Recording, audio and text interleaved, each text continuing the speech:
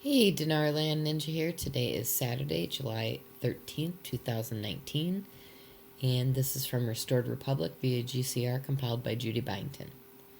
It says, yesterday the U.S. Treasury started playing a game with me by giving me intel through a very trusted source connected to the U.S. Treasury, and that originated from a very high source in the U.S. Treasury. The intel was that Mike Cottrell signed off on the RV. It came with a request that I put such in my update. I did, yet this morning we learned that Cottrell in fact had not been paid. Therefore, because of this cruel game they started getting everyone excited for the release, including myself, I decided to play a game with you. I needed to, since a trusted U.S. Treasury contact was hopping mad at being told to relay that misinformation to me and was in the process of tracking down as to why, of which we will never likely be told the answer. This is a game. It's called When is the Reset Actually Going to Happen So We Can Get On With Our Lives? The prize is peace of mind with no more game playing and realizing exactly when the 800 numbers are going to come out. Let's see if you can figure it out by using these 12 clues. Number 1. The Chinese elders have been in Reno for some time overlooking the release. 2 days ago they finished all they needed to do and left for the East Coast. Number 2. They were now awaiting on the East Coast for word to give release codes to Mike Cottrell so he could put them in the system, which in turn would release the 800 numbers. Number 3. Last week we were told that because the German Deutsche Bank held by far the most derivatives for all of Europe, the bank had 10 days before it would implode. When it imploded, it would take out all the central banks, meaning we had until sometime next week to go to a gold-backed system in order to save the international monetary system from going bankrupt. Number 4. We know that the RV process has started. We're told the reset would conclude this week and that we were in an any moment scenario. Number 5. The plan was to have SKR liquidation, groups, currency, and Zimbabwe holders across the globe all go at once, which appeared to be in the process right now. Number 6. According to Bruce, on Thursday, July 11th, packets again began delivery, plus Tier 3 and Tier 4 SKRs started paying out, fulfilling the promise that groups and SKR holders would be liquid by at least Friday, July 12th. Number 7. According to TNT, SKR holders were receiving notification of funds availability by the end of this week. Number 8. Reportedly, banks have received permission to start setting appointments for SKR holders and documented high-volume exchangers. Undocumented exchangers would follow suit afterwards. Number 9. Early morning Eastern Standard Time, Saturday, July 13th, Iraq would have its cabinet complete, allowing the Iraqi Dinar to go international. Number 10. Apparently, the only way banks can physically change from fiat system to gold standard was during 2 hours on Saturday night, July 13th, around midnight Eastern Standard Time, when all banks around the world were shut down. Mike Cottrell said, on Saturday night, about 11 to midnight Eastern Standard Time, every bank around the world shuts down for 2 hours. This gives them time to settle up with the Bank of International Settlements, the master bookkeeper for all the banks. Number 11. In other words, during those 2 hours on Saturday night, the banks become financial conduits to unlock the code.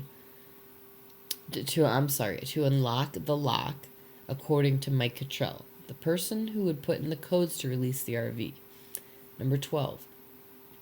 On Sunday, July 14th, 2019, U.S. Immigration and Customs Enforcement planned to arrest undocumented immigrants across the country, believed to be the military cover on the streets to ensure safety for our RV appointments. Got it? Then get it. No more games. You are already a winner. Judy. Okay, now this is from the Morning Coffee with Mark Z from July 12th. Judy noted, yesterday I put out information that Mike Cottrell had signed off on the RV. This was misinformation given to me by a very high source, along with a request that I put it in my update. My original contact at the U.S. Treasury is hopping mad when they were told to relay the information to me and was presently trying to track it down as to why. Number 1, Mark Z. At least 7 different accounts use my name. These are fake and not me. They are saying things I did not say. If it doesn't come right from my mouth or Mr. Cottrell's, do not believe it. There is a concerted effort to put out misinformation and saying it's from us. Number 2, Mr. Cottrell has not been paid. Number 3, Eagle 1. All is going through and was in the works right now. Hang in there, the process is happening. Number 4, there were test exchanges in Europe yesterday, Thursday, July 11th. Number 5, we were still at an any moment scenario for the release. Number 6, the elders finished in Reno and were presently on the East Coast. Number 7, redemption centers were on call and high alert. Okay, and here is some of the summary of Mr. Cottrell's July 12th interview. Why Mr. Cottrell is it important to the reset? Or why is Mr. Cottrell important to the reset? I am not a country or a sovereign entity and cannot sign the gold treaty, but I am specifically named in the treaty. I am a mechanism in which the codes and the gold is to be distributed. I am a cog in the wheel. Number 1, the old system created money out of nothing and gave the Federal Reserve 10% for doing it. Number 2, the new system was safe, where debt could not be used for other purposes. You would borrow against gold certificates with the approval of the owner and that gold certificate.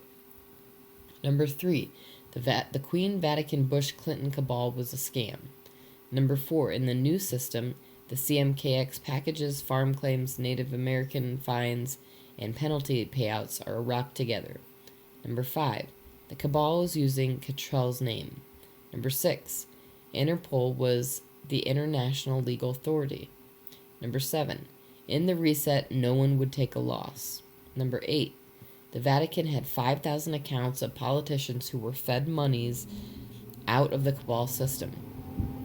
Number 9, the protocols are that the team with the Chinese representing the elders or the family that owns the gold and signs for the gold, the Bank of China, Chinese military, as well as reps from the New Republic Treasury of the United States of America. Number 10, upon delivering the computers to me, I enter the codes. The codes immediately go into the master bank of the new U.S. Treasury. That code then sequences all the other treasury banks around the world with their codes and unlocks the gold. When that unlocks, then everybody immediately has access to their accounts. Number 11, according to Interpol, who set this up, all fiat currencies are zeroed out. They have no value. Number 12, all derivatives and debts are zeroed out. That's 15,000 quadrillions of derivatives. Number 13, every bank in the world will be zeroed out. That's why they need the gold-backed currencies. Number 14, the treaty specifies that the gold bullion will back all currency around the world. Why? Because all currency will have parity. Parity is all currency will have the same value. Number 15, the Chinese are not dumb. They want parity and the funds out of the hands of the rats and into the hands of the people. Number 16, gold will not be released until the U.S. corporation is dead. Number 17, now, when I enter the codes, this will kill the corporation, and during this time period, the mass arrest should be ongoing. Number 18, the current Federal Reserve System was set up by Bretton Woods Agreement in 1944 and amended in the 1980s. When gold is deposited in any U.S. bank, it is subjected to the following: a risk-based capital regulation where gold has a zero risk point. Therefore, banks have to have money in reserve. Bank holding companies over 150 million are exempt from this compliance. Okay, and I'll put the link below this description so you can read the rest of this page if you want to.